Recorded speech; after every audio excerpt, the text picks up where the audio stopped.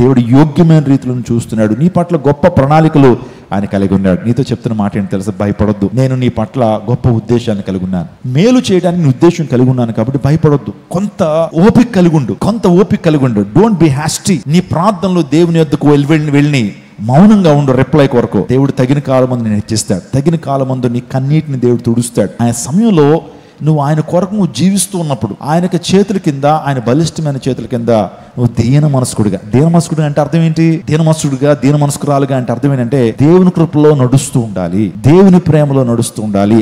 ఆసక్తి విషయంలో మాంద్యులు కాక ప్రభు కార్యాభివృద్ధి నందు ఎల్లప్పటికీ ఎలా ఉండాలి? ఆసక్తిని కనిపరచాలి, దేవునిలో నడుస్తూ ఉండాలి, ఒక కన్సిస్టెన్సీ నీలో ఉండాలి. దేవుని అద్భుతాన్ని నీ జీవితంలో పొందుకునేంత వరకు ఆ కన్సిస్టెన్సీని నువ్వు మెయింటైన్ చేయాలి.